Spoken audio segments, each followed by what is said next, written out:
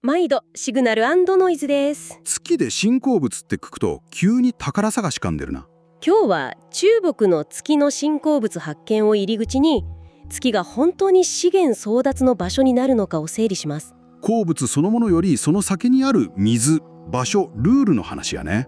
リスナーのあなた、今回のミッションなんですけど、表面的なその月で新鉱物発見っていうニュースの裏で本当に大国が狙っているものは何なのかを素早く解き明かしていきます。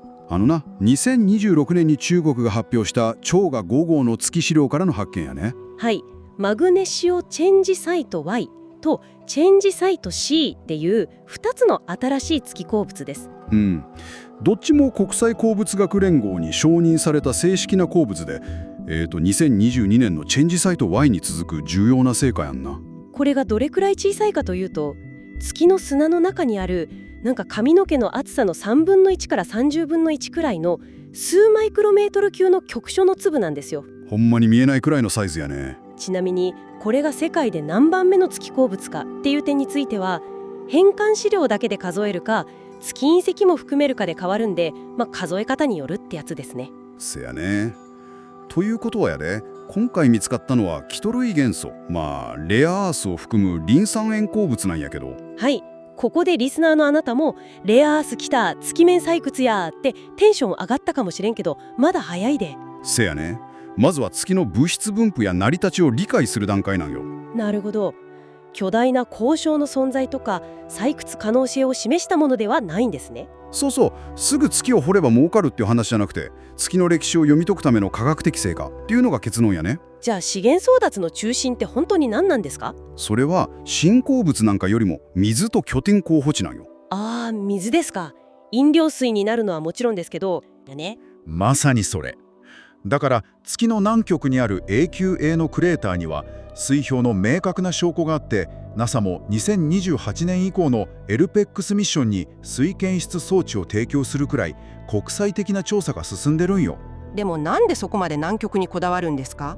月の南極はな、水氷が存在する可能性の高い影の部分と長期間太陽光が当たる高い場所がすぐ隣り合ってるんよ。ということはエネルギーと通信、着陸の条件が全て揃うってことですか？せやねん。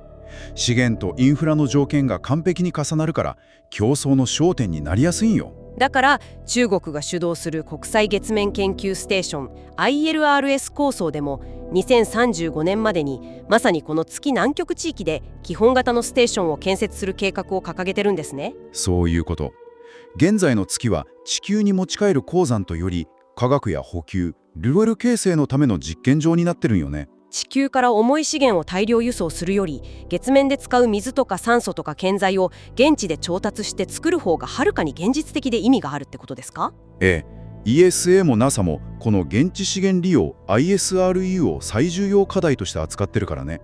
地球からレンガを運ぶより月の砂を焼いて建材にする方が効率的やん。なるほど。現地で調達する技術が鍵になるわけですね。でもそうなるとルールの問題が出てくるんよ。旗を立てた国が土地を所有するみたいな競争になるんですか？いや、1967年の宇宙条約で月の国家所有は厳格に禁じられてるから、そういう領土争いにはならへんのよ。そうか。じゃあ資源の利用に関する具体的な扱いはどうなるんですか？それは各国の解釈とこれからの制度作りに委ねられてる。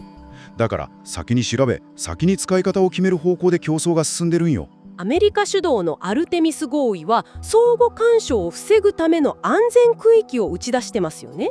一方の中国側は ILLS を通じて50カ国500機関の参加を呼びかけてる。それぞれが別の協力権と標準ルールを作ろうとしてるってことやね。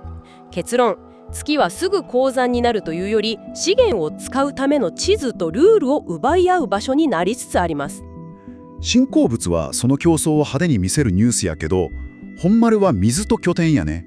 ただし月は誰かの領土ではない。この線引きはかなり大事です。せやね。使うなら先にルールをちゃんと作らなあかん。ではここまでシグナル&ノイズでした。最後に一つリスナーのあなたに考えてみてほしいことがあります。宇宙条約では宇宙飛行士は人類の施設であり、互いに助け合う義務があるとされています。もし将来月の南極でライバル国同士が隣り合って資源を採掘しているとき、片方に緊急事態が起きたらどうなるでしょう。